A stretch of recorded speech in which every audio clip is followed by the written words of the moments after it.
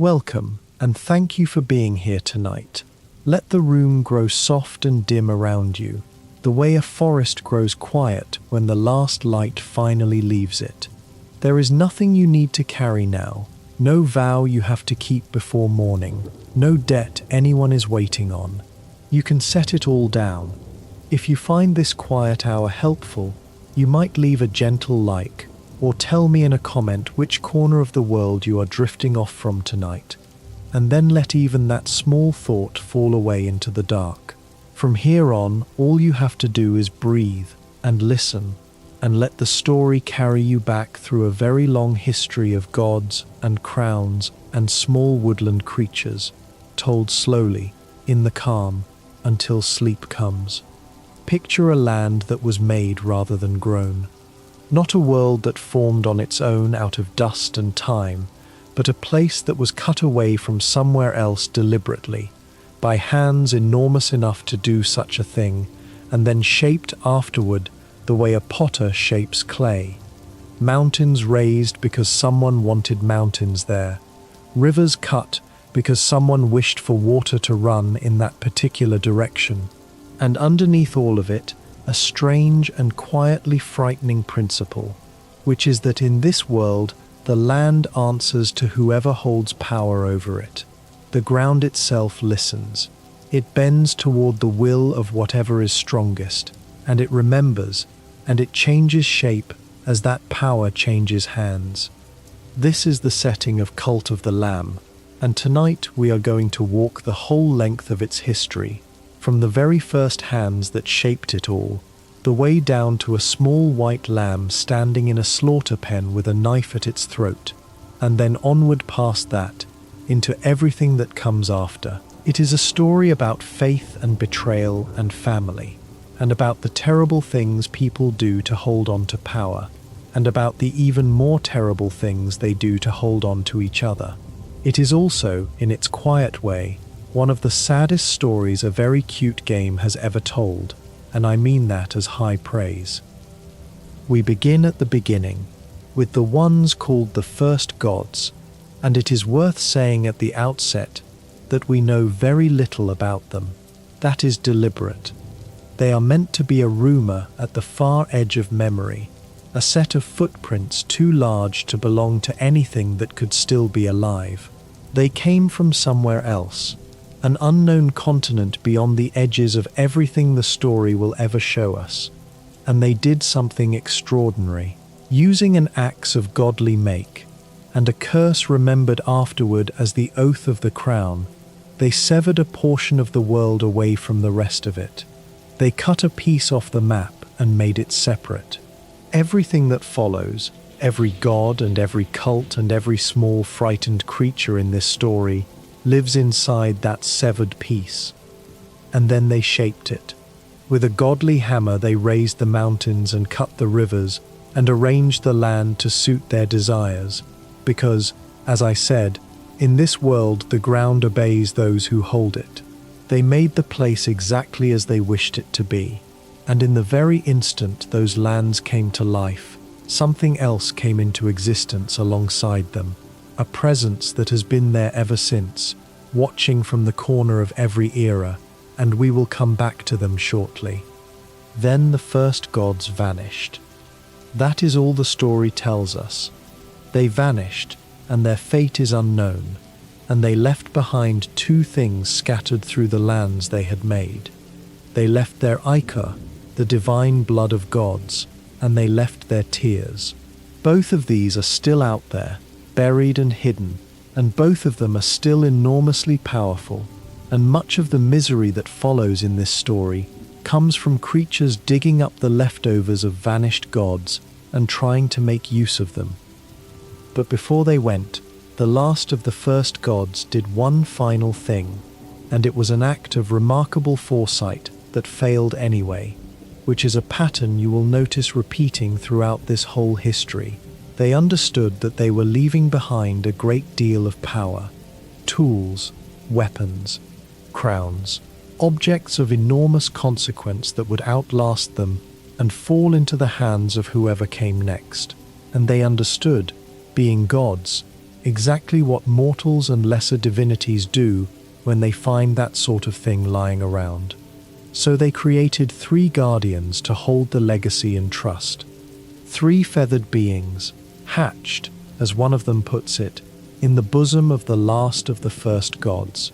And here is the clever part, the part that shows real understanding of the problem. The first gods did not simply order these 3 to be honest, they built them that way.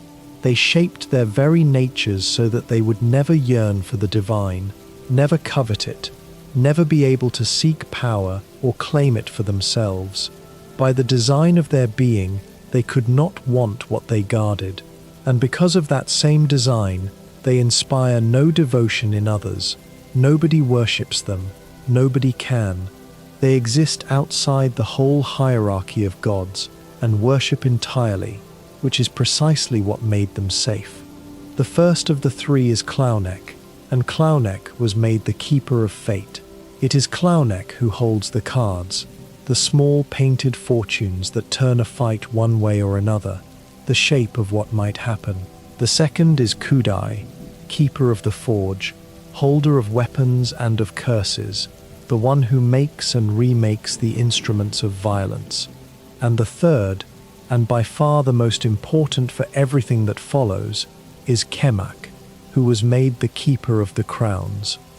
The crowns matter more than anything else in this story, so let us be clear about what they are. In these lands, a crown is not a symbol of divinity, it is the mechanism of it. To wear a crown is to become a god, not to be recognized as one, not to be elevated by worship, but to actually be one, with the power that entails. The crowns are the doorway between being an ordinary creature and being a divinity, and Kemak was made to guard that doorway and to choose, carefully and by her own criteria, who should be permitted through it. For a long time, that system worked. Kemak chose. The chosen received crowns. Gods were made deliberately, by a guardian incapable of wanting the power herself, and the world had an orderly pantheon of hundreds of divinities, each with their own domain and their own worshippers and their own small corner of the shaped land. And there was one more presence in all of this, the one I mentioned earlier, who came into being at the very moment the lands were formed. They are known only as the Mystic Seller. They have existed since the beginning. They deal in things that should not be dealt in god tiers and divine leftovers, and bargains whose costs are not always stated plainly at the time of purchase. They are not exactly a villain, and not exactly an ally. They are more like a fixture of the universe, a merchant standing at a crossroads that has always been there, who will trade with anyone, and who has been watching this entire history unfold, from the first day of it to the last. Remember them. They turn up at the strangest moments, and they know far more than they say. So that is the world in its first age, a severed land, shaped to order, abandoned by its makers, seeded with divine remains, and governed by a pantheon of hundreds of gods whose credentials were checked at the door by a guardian who could not be bribed because she could not want anything. Now let us talk about how that fell apart, because it did, and the way it fell apart is one of the more quietly devastating parts of this whole history. There was a god among the chosen who began as almost nothing, a being who sought only survival, nothing more ambitious than that, who was given a crown and found in it something that changed them entirely. This one became known as the fanatic, and the name is earned. Their devotion grew immense. They believed, with total and unshakable sincerity, in the words of the first gods.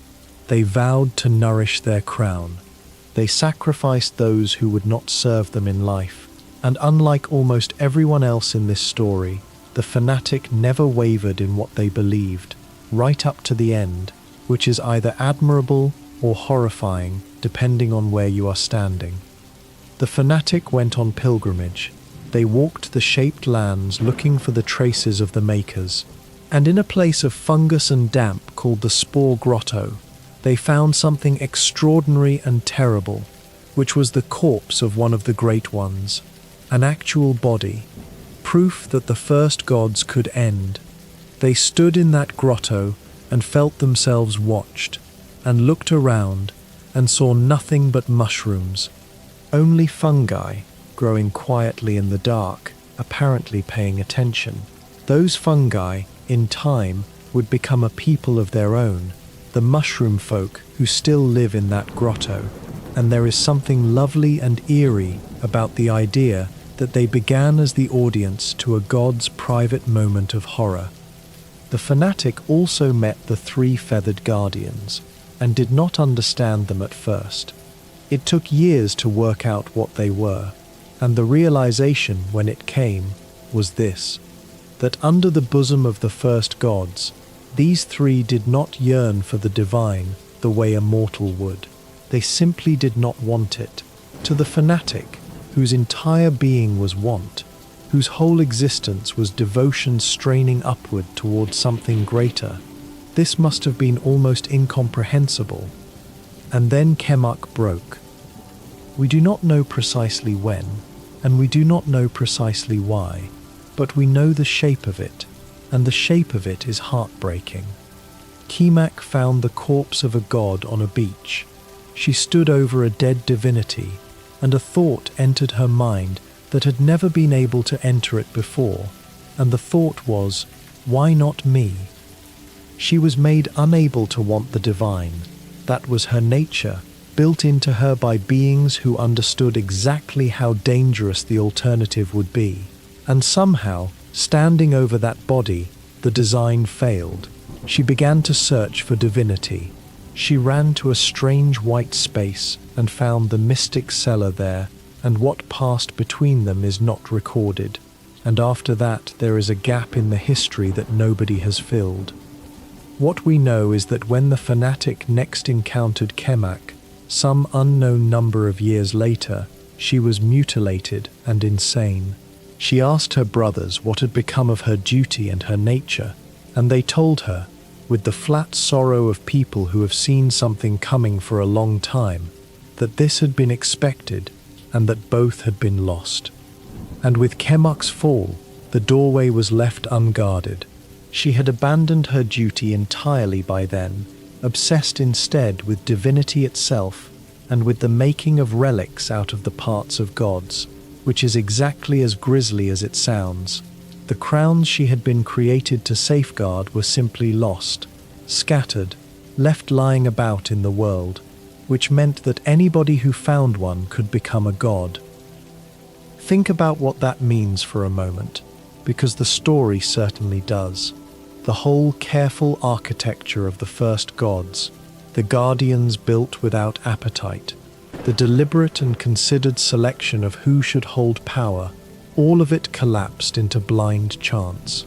Godhood became a thing you could stumble over. It became something that happened to you because you happened to be in the right patch of dirt. And so we come to a young spider, and to the moment this entire tragedy actually begins. Her name would become Shamura, and she was, in those days, thirsty for war. She had visited the temple of the fanatic and been thrown out of it, expelled for blasphemy, which tells you something about what she was like before any of this happened. And one day, in her own web, she found a crown tangled in the silk, snared, as she describes it later, a crown caught in her threads and bound irrevocably to a faith that did not yet exist. Elsewhere, a young burrowing worm called Leshy was making his slow way through the dirt when he found a crown of his own among the flowers in the earth. He tells the story afterward with a note of genuine uncertainty that has stayed with a great many people who have heard it. He says he found it, and then he says, or perhaps it found me. That is the thing about the crowns. Nobody is ever quite sure whether they were picked up or whether they did the picking. 3 more would follow. In the end, there were 5 of them. 5 creatures who found crowns lying loose in a world where the keeper of crowns had gone mad, and who became gods not because anyone chose them, but because they were standing in the right place. They called each other siblings, though they were not related by blood, not one of them. They were a family assembled rather than born, which is a thing worth holding on to as this story continues, because assembled families turn out to be the entire theme. In order of age, they were these: Shamura, the spider, the eldest, who would take the domain of war and of knowledge; Kallamar, the squid, second-born, who would take pestilence; Narinda, the cat, third, who would take death; Heket, the frog, fourth, who would take famine; and Leshy, the worm, the youngest of the five, who would take chaos. They would become known, together, as the bishops of the old faith. And their first act as a family was genocide, because there were hundreds of gods in those lands, hundreds of chosen divinities, each with their crown and their domain and their small, faithful congregation. And these five, having found their power by accident in webs and dirt, decided that they should be the only ones. So they began a purge. The story does not linger on the details, and perhaps it is better that it does not, but we can piece the shape of it together from the fragments that survive. Whispers reach the temple of the fanatic, whispers of fallen gods, of sanctuaries destroyed, of followers stolen away from their proper worship, of crowns that had simply vanished. The number of the chosen began to dwindle, and then to dwindle faster, and the fanatic, who had never in their long existence tolerated heresy, took up their righteous axe and their zealous sword and went to confront the heretics, because heresy in these lands would not be tolerated. The fanatic lost. And here is one of the quiet, awful details of this story. Among the gods watching the purge unfold was a goddess of winter named Inya, and Inya was not a warrior. Inya was a shepherd. She was, specifically and importantly, the goddess of the lambs, a great and gentle sheep deity whose flock were the small woolly creatures of these lands, and when she saw the pantheon being dismantled around her, she did not raise an army. She went to the mystic cellar and asked for something, anything, that might help her and her people hide. The mystic cellar told her they had nothing to offer. So she hid anyway. She hid from the world, from the bishops, from everyone, and the story makes a point of specifying that she hid even from the mystic cellar themselves, which is a small detail with a great deal of weight in it. She vanished so completely that even the being who has existed since the lands were formed lost track of her. She built a refuge for her lambs, high up and out of the way, in the mountains, a village, a home for a frightened people. She called it Woolhaven, and her domain spread out across the mountain that held it, a peak called Uafall, whose interior became a kind of sanctuary in her honor. And there, hidden in the snow, the lambs lived quietly, while the rest of the pantheon was pulled apart below them. When Inya disappeared, the winter went with her. That is what the story says, and it is such a good detail. She was the goddess of winter, and when she hid herself away, the cold simply stopped coming. The seasons themselves noticed her absence. The fanatic, watching all this, assumed the purge would be total and that no one would survive it. They also learned that one of the other gods, a being called Haro, had adopted a different tactic during the purge, some approach that the fanatic found intolerable, and through it all the fanatic held to their faith, refusing to abandon their belief in the first gods no matter what, and came to be called the greatest of the fanatics, because they would rather die than recant. In the end they did die, but before that, in their final moments, the fanatic broke. That is the most human thing in this whole ancient section of the story. This being, whose entire identity was unwavering faith, faced with pain, abandoned it, and they knew they had, and they judged themselves for it, and they wrote it down. Their final chronicle calls themselves a sinner, one who so easily abandoned their faith in the face of suffering, and their last recorded words about the 5 who had done all this are these: that though they call their faith old, they are nothing more than heretics. He of havoc, he of blight, she of hunger, they of might, he that lays a soul to rest. 5 remain of hundreds blessed. 5 remain of hundreds blessed. That is the whole purge in 6 words. Somehow, though nobody knows how, the fanatic's consciousness ended up bound to an altar in a hidden chamber, with their physical remains lying on a rug on the floor of that same room. They are still there. They are still waiting, and what they say they are waiting for is one who values truth above all else. And so the bishops of the old faith became the only gods left. The others were dead, or devoured, or hidden like Inya, or sleeping somewhere deep and cold. And the 5 siblings took the lands and shaped them to their liking, because that is what this world does for whoever holds it. And the shaped place became known as the lands of the old faith. They ruled it for roughly 3,000 years. Let us sit in that middle age for a while, because it is the calmest stretch of this whole history, and it deserves a moment before everything goes wrong. 4 kingdoms and a 5th domain, 5 siblings, each with their own people and their own prayers. In the tangled forest of Darkwood, the worm Leshy held chaos, and his followers prayed to him for safety. In the swamps of Anura, the frog Heket held famine, and her followers prayed for bountiful feasts and good harvests.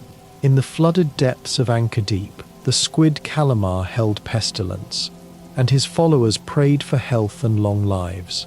In the high halls of Silk Cradle, the spider Shamura held war and knowledge, and their followers prayed for wisdom. And then there was Narinda. Narinda, the cat, third born, the bishop of death. And the tragedy of Narinda is that his domain worked differently from all the others, and it took him several thousand years to understand quite how much that mattered. Because look at what his siblings held: chaos, famine, pestilence, war. Every one of those is a thing in motion. They rise and fall, they come and go. A famine ends, a war concludes, a plague burns through a population and then recedes. Their domains were made of flux, and flux means variety, and variety means a god has something to do. Death is not like that. Death does not fluctuate. Death does not have good years and bad years. Death simply is, always, at the end of every road, absolutely and without exception. Narinda was, as one of the old accounts puts it, the inevitable, the obstinate and irresistible. Everything his siblings did, every war and every famine and every plague, eventually funneled toward him, and he would always be there, waiting, because there was nowhere else for him to be and nothing else for him to do.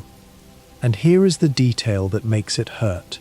Nobody prayed to him for anything good. His siblings' followers prayed for harvests, for health, for safety, for knowledge. Nobody prays to death for a favor. His entire domain was a destination, never a wish. As the millennia wore on, he grew discontent. He began to question the arrangement. His ambition, one account says, was gluttonous, and his sister supported him. This is the part of the story that turns everything else. Shamura, the eldest, the spider of war and knowledge, loved her brother, and in her love and her recklessness she encouraged him. Her own domain was knowledge, and knowledge is a thing that must constantly evolve or it dies. Change was Shamura's natural state, the organic condition of her being. So when Narinda began to wonder whether his own domain might be made to change, Shamura thought this was wonderful. She introduced him to ideas of change. She fed his curiosity, and it is heavily implied, though never stated with total certainty, that she gave him something else too. the red crown, the crown he wears, the crown that this entire story revolves around, seems to have been a gift from Shamura to her brother. The trouble is that change, which was organic for Shamura, was for Narinder the single most unnatural thing that could possibly exist. He was the one fixed point in a world of flux. Encouraging death to evolve is not like encouraging knowledge to evolve. It is asking the floor to become the ceiling. But he tried. Blessed with his sister's wisdom and encouragement, Narinder began to experiment. He worked with new rituals and new magic, and what he was reaching for, in the end, was very simple and very enormous. He wanted to open a door between life and death. He wanted to allow the dead to return, not gods, mortals. Those mere mortals, as Shamura says later with a kind of horrified disbelief that she has never quite recovered from. He wanted to give ordinary creatures their dead back. I want to sit with that for a moment, because so much of how you feel about this entire story depends on how you feel about that sentence. Depending on how you look at it, Narinder is either a tyrant who tried to overthrow the natural order for his own aggrandizement, or he is a god who spent 3,000 years watching grief arrive at his door over and over and over, and finally decided to try to do something about it. The story is careful never to settle the question for you. Both readings are supported. Both are, I think, true at once. What is certain is that it broke every fundamental law that even gods must obey, and that it terrified his family. It also worked well enough to be attractive. Followers began to flock to him. His promises of immortality and of return could not be matched by anything his siblings offered. And why would they be? Set the promise of a good harvest beside the promise that your dead child might come back and see, which draws a crowd. Devotion to Narinder grew and grew, and the accounts suggest he did not much care what became of his siblings as it did. The one who found out first was Kallamar. Cowardly Kallamar, the squid, second-born, bishop of pestilence, who overheard his brother's plans and did not want to have heard them. His own words about it later are among the most pitiable things any character says in this story. So many things I did not wish to hear, he says. Narinder's foolish plans, and later, of what came next. When Shamura told us what we must do to ensure our survival, I did not wish to hear that either. But he told them anyway. That is the thing about Kallamar. He never wanted any of it, and he did all of it regardless, because he was afraid, and fear made him a willing conspirator in every terrible thing that followed. The four of them gathered at Shamura's temple, and there, with Shamura in charge, they planned the imprisonment of their brother. There is a detail here that the story mentions almost in passing, and it is the kind of detail that reframes everything once you notice it. The chains they intended to use, the chains that could bind a god, had to be made of divine matter, godly material. And nobody mentioned in the planning of this where divine matter was going to come from. The 5 bishops met in the place where the gates to their 4 domains now stand, at the crossroads of their own kingdoms, and there they fought. The earth trembled. The fighting lasted for days. There is a surviving note from an ordinary creature who lived through it, hiding somewhere nearby, and it is one of the most effective pieces of writing in the whole story, precisely because it is so small and so frightened. We have been hiding for days, it says. I am hungry, but I am too scared to leave this place, though the earth no longer shakes. I did not know the bishops could bleed. The 5th, we dare not speak his name. Soon we will not remember it. But he waits. He will always wait. I did not know the bishops could bleed. The 4 of them won, in the end, but only barely, and the price was catastrophic. They forged 4 chains, and each chain was bound to the life of one of them, so that the prison would hold only as long as its jailers lived. And with those chains they bound their brother and sealed him in a place called the Gateway, where he would remain chained for 1,000 years. And this is what it cost them. Hapless Leshy, youngest of the 5, it was his eyes he lost. Temperamental Heket, with her throat cut neat. Cowardly Kallamar's ears torn from his head. And Shamura, once the brightest of the 5, until their skull was split. See no evil, speak naught, hear nothing, and think none. The one who waits made it so. Every one of them was maimed in the manner of their own nature. The god of chaos, blinded. The goddess of famine, her throat, the seat of hunger and of speech, cut open. The god of pestilence, deafened. And the eldest, the one who held knowledge, whose entire being was her mind, had that mind broken open and never put back together. Narinder lost something too. In the fighting he lost one of his claws, and he kept it, and he has kept it ever since. Here is the cruelest part. Divine wounds, inflicted by the strongest among them, do not heal, ever. The crowns of the 4 bishops adapted around their injuries, finding ways for them to keep functioning as gods, without eyes or ears or a working throat. But no power in existence could heal Shamura's shattered mind. Nothing could put that back. None of them were ever the same again. And the shape of the family changed permanently in that moment. Shamura, the eldest, the leader, the wisest of them, was reduced to a confused elder who drifts between lucidity and childlike nonsense, and withdrew to rest. Heket took over the leadership of the remaining 3. Leshy, the youngest, became desperate to prove himself worthy. Kallamar's paranoia, already considerable, increased tenfold, and fixed itself specifically on the red crown, and on whoever might one day bear it. And Heket herself was consumed by rage at the suffering the red crown had brought upon her family. All 4 of them, the story says plainly, were consumed by grief. That is the thing that gets lost when people describe these 4 as simply villains. They are villains.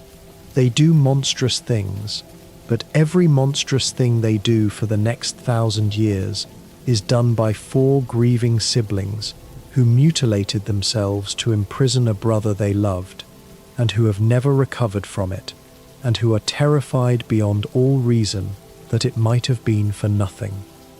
There is one more piece of this to tell, and it is the tenderest thing Shamura ever does. At some point after the sealing, Shamura went to a being called Fornius and asked for her 2 sons. Fornius could not refuse the will of a god, so she gave them up, and their names were Aim and Baal. And Shamura took these 2 children and gave them to Narinder, chained in his prison, so that he would not be alone. Think about that. She broke his mind and his freedom and his family, and then she found him company, because she could not bear the thought of him alone down there. That is the kind of love in this story. It is real, and it is enormous, and it is not enough, and it does harm anyway. Narinder never saw them as a gift. He considered them guardians rather than companions, and given their inexperience, he simply took them under his influence and shaped them to his purposes. But they stayed with him for 1,000 years in the dark, and that has to count for something. Now let us come to the prophecy, because the prophecy is the hinge on which the whole modern story turns, and it is a beautiful example of a very old idea done well. At some point in the lands of the old faith, a prophecy was spoken. It went like this: Praise the Lamb, conduit to great power, promised liberator of the one who waits below. That is all. A lamb would free the chained god, a lamb of all things, not a warrior, not a rival deity, a small woolly creature of the sort that gets eaten, and the 4 bishops, already broken, already grieving, already terrified, heard this prophecy and made a decision. If a lamb would free him, then there would be no lambs. So they set out to kill every lamb in the world. I want to be honest about how the story treats this, because it treats it as exactly what it is. This is a genocide, carried out over a very long time by gods against an entire species out of fear. It is not framed as a tactical error or a moral grey area. It is the founding atrocity of the old faith, and every other cruelty in the religion grows out of it.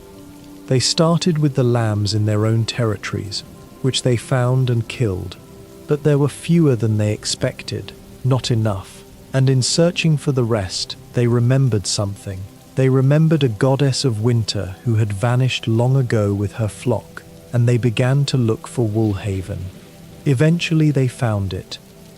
And here they did something that tells you exactly how seriously they took this. They went to Kudai, the feathered guardian of the forge, keeper of weapons, one of the 3 beings made by the first gods to hold their legacy in trust. And they asked for a weapon, something of great power and great flexibility, something capable, specifically, of shattering a mountain. Kudai made it for them. That weapon is remembered afterward by a name that tells you everything about what it was used for. It is called Ingya's Torment. Ingya came out of hiding to meet them. She had spent an age concealing herself and her people from the world, and when the world finally arrived at her door, she stepped out to face it, alone, against 4 gods. Her followers prayed for her. There is a surviving prayer of theirs, addressed to their cold mother, asking for her victory over chaos, famine, pestilence, and war. It was a victory that never came. Yingya was killed, and she was not merely killed, because gods are difficult to kill properly, and the bishops had learned some things about that with their brother.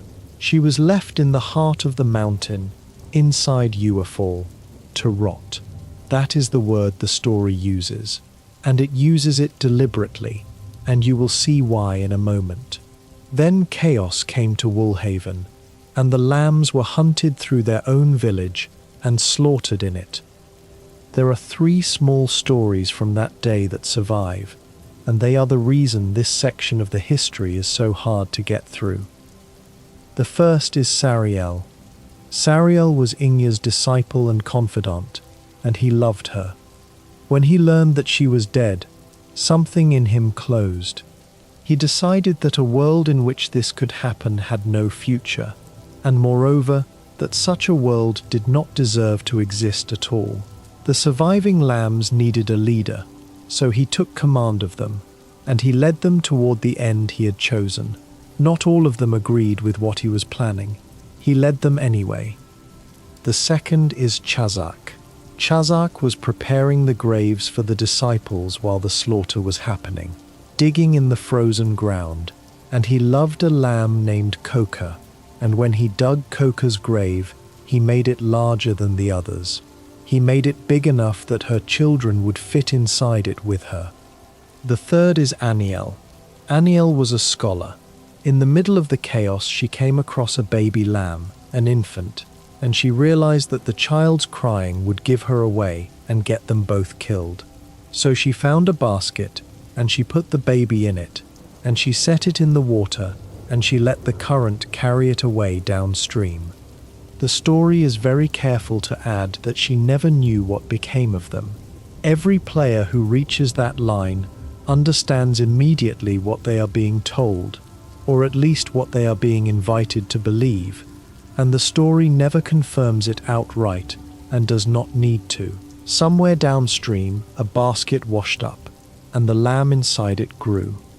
Meanwhile, in the heart of the mountain, where the corpse of their goddess lay rotting, the surviving disciples began a ritual. 6 of them, Barak, Rami, Koka, Chazak, Aniel, and Sariel, who commanded it. They gave their own lives to it, all of them, deliberately. They called what they made the soul of the lambs, and its purpose was this: that their suffering would travel to wherever they were needed and cover the world in it, and that this would happen when the last lamb died. They used Ingya's heart as the medium. What they created is called the rot. So that is the trap the old faith set for itself, and it is a magnificent piece of tragic architecture. The bishops killed every lamb because a prophecy said a lamb would destroy them, and in doing so, they drove the lambs into a corner so absolute that the lambs cursed the entire world on their way out, with a curse specifically primed to detonate at the moment the very last of them died. The bishops did not merely create their own executioner, they created a doomsday device and set the trigger to the exact thing they were trying to achieve. Every step they took to prevent the prophecy was a step toward fulfilling it. That is the oldest shape a story can have, and it never stops working. Now, all this time, Narinder had been chained in the gateway, and he had not been idle. Around the 1000th year of his imprisonment, he began sending out vessels. He would find a creature, somewhere out in the lands, and he would give them his red crown, and through them he would try to reach the world. The task he gave each of them was the same: build a cult in my name, gather followers, grow strong on their devotion, and then kill my siblings because their lives are bound to my chains, and when they die I go free. He chose these vessels, by his own admission, at random and with reason both, which is a wonderfully evasive way of putting it. He had 1,000 years and nothing to do. He tried a great many creatures. None of them managed to kill even one bishop. The last of them, and the only one to survive the experience, was a young rat named Ratau. Ratau took the red crown and did what he was told. He built a cult. He gathered followers around him, and their names are known: Clunko and Bop, Shroomy, Flinky, and one called the Knight. He led them for a while, and he believed in what he was doing. And then he was asked to make a deal, and the deal resulted in the sacrifice of one of his own followers, and something in Ratau gave way. He resigned. He walked away from the whole enterprise, left the crown behind, and let the cult he had built collapse into ruin without him. Narinder remarkably let him live, not out of mercy, out of use. He kept the failed vessel alive so that Ratau could serve as a guide for whoever came next. And so Ratau went off to live alone in a small shack, an old rat with a fishing rod and a set of knucklebone dice, and the memory of having once been the chosen instrument of a god, and he waited, without knowing what he was waiting for. Which brings us, at last, to the beginning of the game. The bishops had almost finished. Almost every lamb in the world was dead. There was one left, and that one was in a cage, being led in procession by robed cultists toward an altar in the woods, where a knife was waiting. The lamb had done nothing. That is worth saying plainly. There is no crime here, no provocation, no reason at all beyond a prophecy about somebody who might one day exist. The last member of a hunted species was walked to a stone slab and held down and killed for the sake of a rumor. Because that is what happens. The lamb dies. The knife comes down. The prophecy, as far as anyone watching could tell, was rendered impossible in that instant, because there were no lambs left anywhere in the world to fulfill it.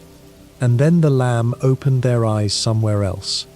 They were in the gateway, in the dark, in the place of chains, standing before an enormous chained cat with 3 red eyes and a veil across his face. And he spoke to them, and what he said was, in effect, a business proposal. He would give them their life back, not as a gift, as a loan. In exchange, they would wear his crown, and they would go out into the world, and they would build a cult in his name. and they would kill his siblings and set him free. He called himself the One Who Waits. He did not, at that stage, tell them his name. The lamb agreed. What else was there? The alternative was to stay dead. And so the red crown was placed on the head of the last lamb, and the last lamb was returned to the world, and the bishops of the old faith had, by killing the final member of the species they feared, brought about precisely the thing they had spent 1,000 years trying to prevent. There was no lamb left to fulfill the prophecy, so the prophecy took the one they had just made a corpse of and stood it back up. What follows is the part most people know. The lamb builds a cult. They find a patch of land and they raise a shrine, and they begin, one by one, to gather followers, the woodland creatures of these lands, rescued from cages, or converted in the field, or simply persuaded. They give sermons. They perform rituals. They feed their flock and tend their sick and bury their dead. And they harvest the devotion of the faithful and turn it into power, and with that power they go out on crusades into the 4 domains of the bishops. And it is worth pausing on what the game is doing here, because it is doing something quite sly. You are, from the very first minute, running a cult, not a religion, a cult, with all the machinery that implies. You control what your followers believe through doctrines you select. You can lie to them. You can make them work until they collapse. You can, if you choose, feed them the bodies of other followers, and there is a doctrine that makes them enjoy it. You can imprison the doubters, or brainwash them, or kill them in front of everyone as a lesson. Or you can be kind. That is the other half of it. You can build a genuinely lovely little village where everyone is fed and rested and adored, where nobody is sacrificed and the old are cared for until they die naturally and are buried with honor. The game lets you do that too, and does not punish you for it. The point, and I think it is the sharpest thing this story does, is that the machinery is identical either way. The same sermons, the same rituals, the same absolute authority over a group of people who believe you speak for a god. What you do with it is entirely up to you. The cult is a tool, and the story hands it to you without comment and watches what you do. And out in the 4 domains, the bishops learn that the red crown has risen again. Leshy finds out first. The youngest, the blind worm of Darkwood, desperate since the sealing to prove himself worthy. He sends out his champions to deal with the problem, and they fail, and he warns his siblings. There is a small exchange between the 3 of them at this point that tells you the whole family dynamic in about 4 lines. Heket says, "So it is true, the red crown sits upon the brow of another."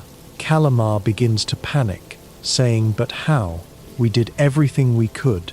And Heket cuts him off. "It matters not. We need not bother Shamura with this. Deal with it, brother. Do not bother Shamura.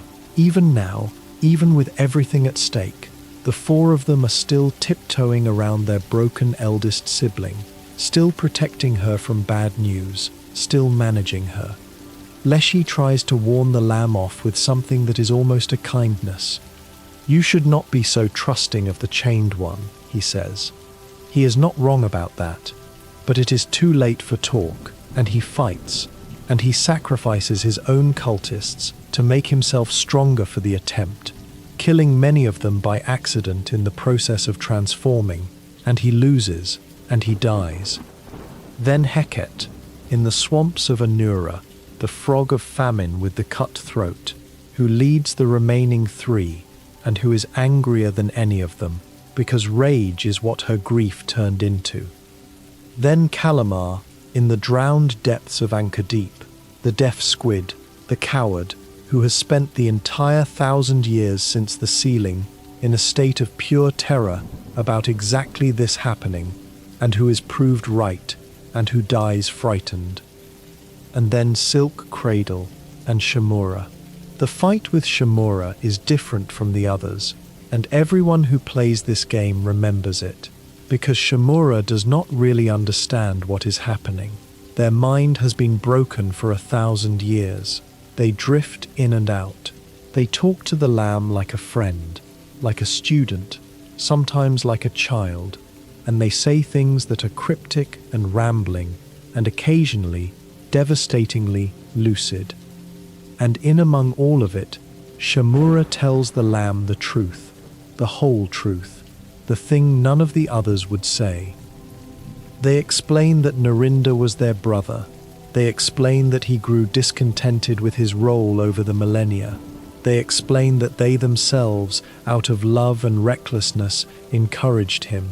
They explain what he wanted, which was to open the doors between life and death, to allow their return, those mere mortals. They explain the gathering at the temple, and the plan, and the chains of godly matter, and they give the lamb the name, Narinda. That is the moment, the one who waits, the dark voice in the gateway, who has been directing this entire crusade, is not an abstract force. He is somebody's little brother. He has a name, and the person who tells you the name is the sister who loved him enough to give him the crown, and broke him for it, and had her own skull split doing it, and has been slowly forgetting who she is ever since. Shamura dies too, and with the fourth bishop dead, the fourth chain breaks, and the way to the gateway opens. The lamb goes down, and the one who waits, no longer chained, tells them the arrangement is complete, and that all that remains is for the lamb to kneel and return the crown, and hand back the power, and let him take his place as the god he was always meant to be. Here the game asks you a question, and it is the only question in the whole story that really matters. You can kneel, you can hand it back. That is a real option, and the game will let you take it. Or you can refuse. If you refuse, Aim and Baal come at you. The two brothers Shamura took from Fornius and gave to Narinda so he would not be alone, still loyal after 1,000 years in the dark. They have to be dealt with first. And then, finally, Narinda himself, unchained and enormous and furious. And when he loses, he asks the lamb to make the last choice, kill him or let him live.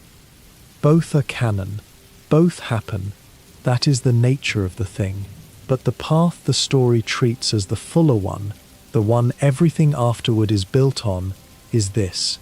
The lamb refuses to submit, defeats him, and strips his title from him, takes the domain of death away from the god of death, and in doing so, the lamb becomes what he was. The last lamb, hunted to extinction, sacrificed on a stone slab, becomes the new god of death. And this is where a shorter story would end, and where this one has the good sense not to.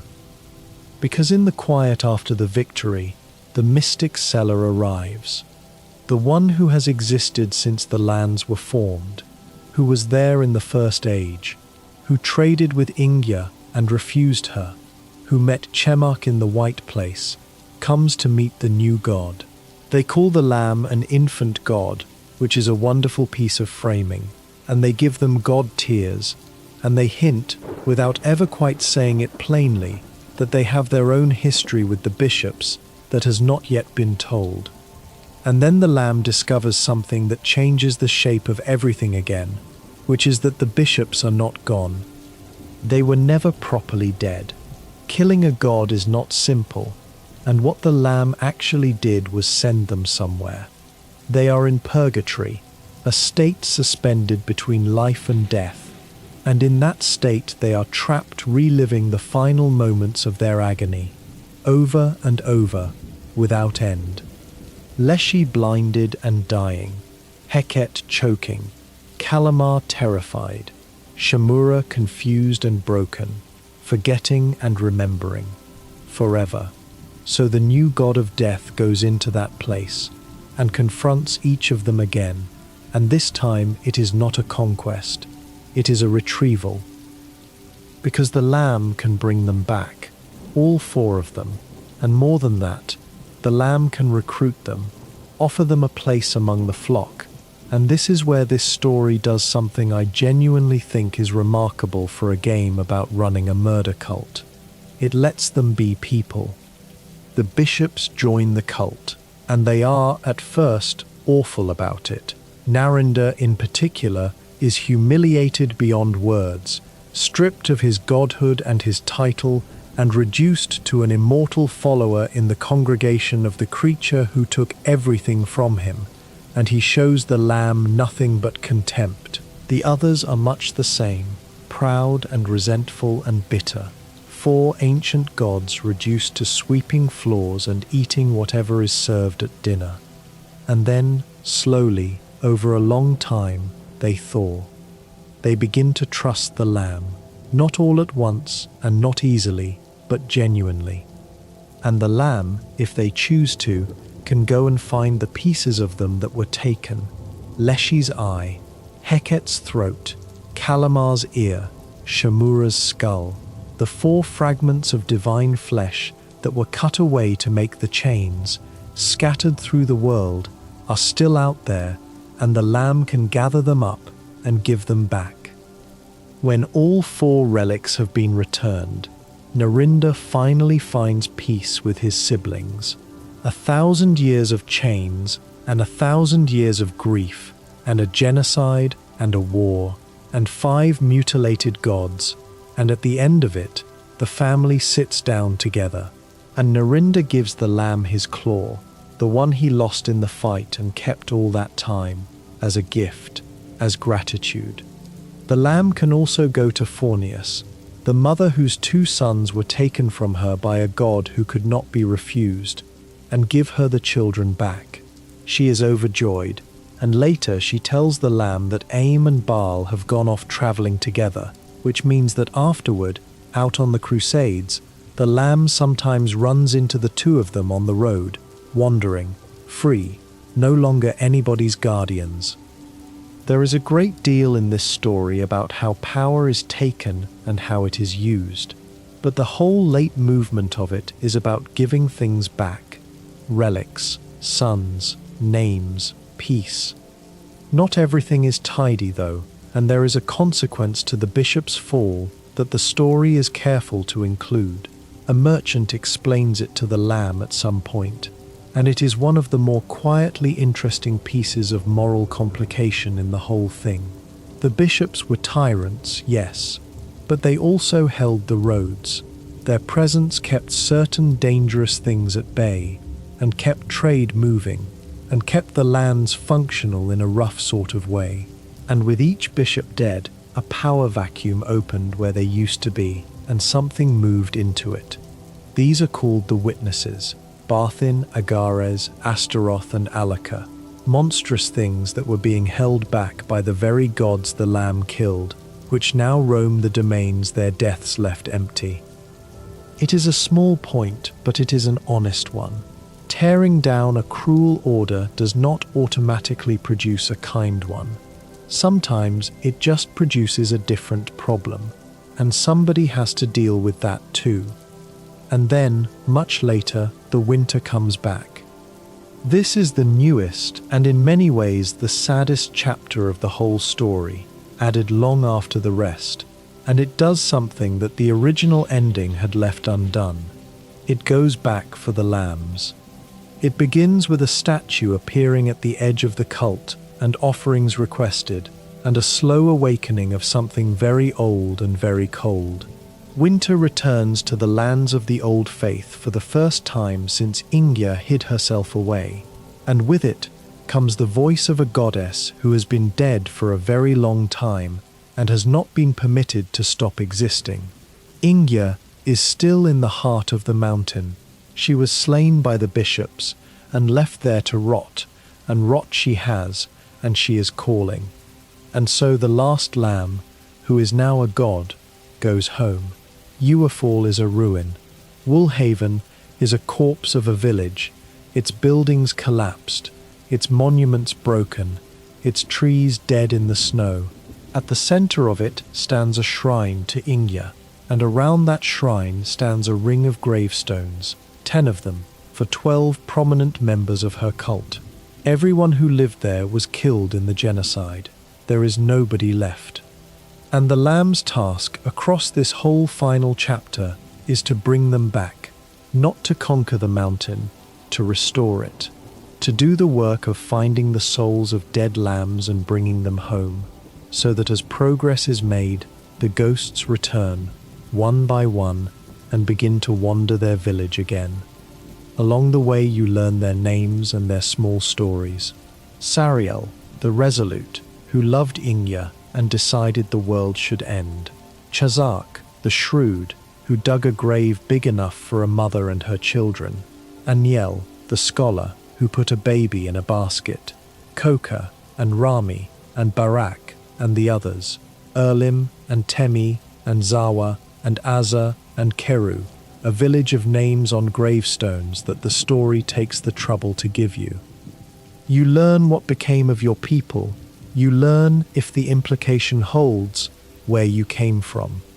But the mountain is not empty, and this is where the chapter earns its darkness. 2 things live there now. The first is the rot, the curse the disciples made in the heart of the mountain, using their goddess's heart and their own lives, is still there, and it is spreading, and it is corrupting the sacred mountain the lambs once called home, which means the great weapon of the lamb's revenge is now the thing destroying the last trace of them. Their curse is eating their own graves. The second is a wolf. On the frozen slopes of Uafol there is a god named Marcosius, who leads a group called the Free Pack, and the Free Pack want nothing whatsoever to do with gods. They have taken the mountain and they do not intend to give it back, least of all to a deity, and their hunger is for war against the covetous gods who have taken everything from everybody. So the shape of this final chapter is this.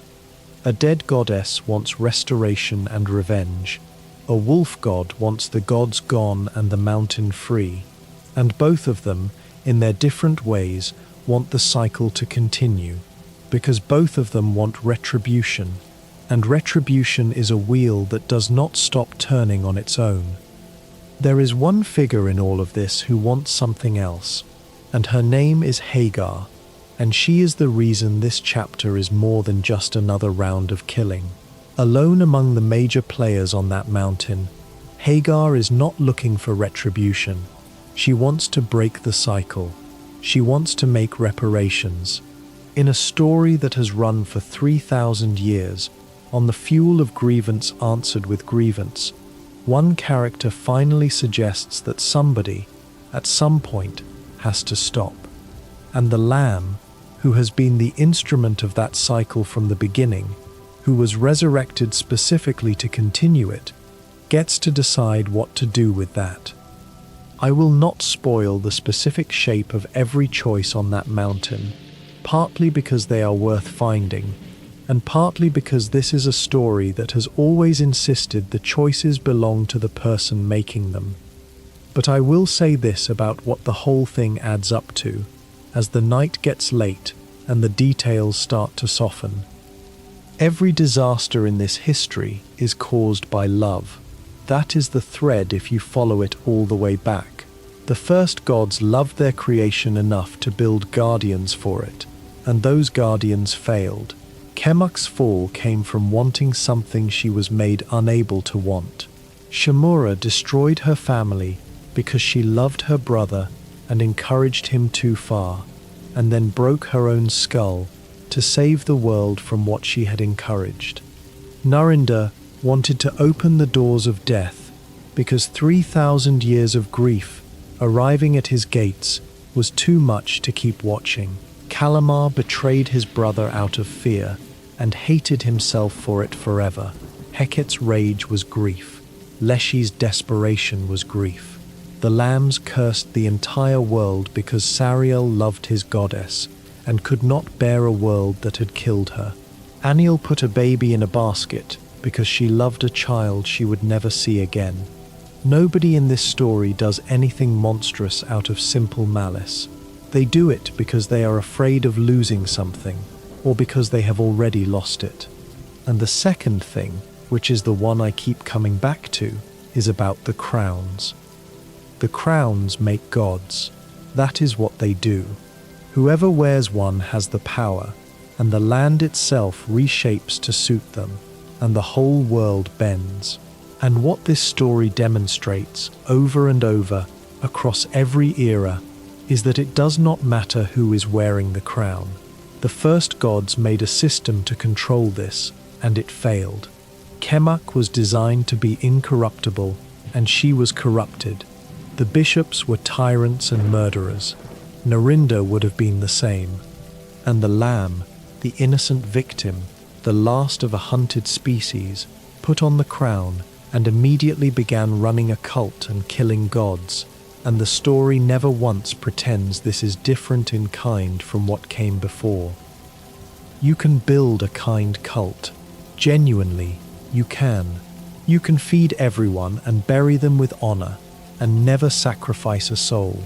But you are still the one with the crown, and they are still the ones who believe you speak for a god, and the machinery is the same machinery either way. That is, I think, why the last chapter goes back to the mountain, because after all the crowns and all the conquest, the only thing that has ever actually helped anybody in this story is somebody going back and putting things right, returning the eye and the throat and the ear and the skull, giving Fornius her sons, bringing the ghosts home to a ruined village so they do not have to be alone in the snow, letting a broken family sit down together after 3,000 years. None of that is godhood. All of it is just repair. Let us let it all settle now, gently, the way snow settles on a mountain when the wind finally drops. Let the first age go quiet. The severed land, cut away from the world by hands too large to imagine, shaped into mountains and rivers by beings who then vanished without explanation and left only their blood and their tears behind. Let them stay vanished. They are not coming back, and nothing tonight depends on them. Let the three guardians rest where they are, Klarnek with the cards, Kudai at the forge, and Kemak, who was made unable to want and wanted anyway, and lost herself for it. Let her be still now. Whatever happened to her in that white place, it happened a very long time ago, and it is finished. Let the hundreds of gods sleep. All those small forgotten divinities, with their small forgotten domains, whose names nobody wrote down, who were swept away in a purge by 5 siblings who had found their crowns by accident. 5 remained of hundreds blessed. The rest are quiet now, and they have been quiet for 3,000 years, and the quiet does not hurt them anymore. Let the fanatic rest, on their altar, in their hidden room, with their remains on the rug, and their long faith broken at the very end, and their last words already written down. They are still waiting for someone who values truth above all else. They can go on waiting. There is no hurry in that room. There never was. Let the bishops be still, Leshy in his forest, blind, but desperate to matter, Heket in her swamp, furious, unable to speak above a rasp, Kallamar in his deep water, deaf and frightened of everything, and Shamura in the silk, drifting, forgetting, occasionally remembering the name of a brother she loved and ruined. Let them rest. They have been forgiven. In the version of the story where somebody bothered to go and get them, and their pieces have been given back, and they are not reliving anything anymore. Let Narinda be quiet, with his claw returned, and his siblings around him, and his 1,000 years of chains finally behind him. Whatever he wanted, whatever he would have done with the world, it is over. He is just somebody's brother now, sitting with his family. Let the mountain go quiet too, Woolhaven under its snow, its gravestones in a ring around a shrine, its ghosts wandering slowly back to the houses they used to live in. Sariel, who could not bear it, Chazak, who dug the grave big enough, Koka and her children, Rami and Barak, Aniel, the scholar, standing at the water's edge with an empty basket in her hands, watching the current take it away, never knowing. She never knew. But we know. The basket washed up somewhere downstream, and the lamb inside it lived, and grew, and came back at last, thousands of years later, to bring her people home. Let the winter be gentle tonight. Let the cold be the good kind, the kind that makes a warm room feel warmer, the kind you can watch through a window from under a blanket. Let the snow come down slowly over that ruined village and cover the broken stones and make them soft. There is nothing you need to do about any of it.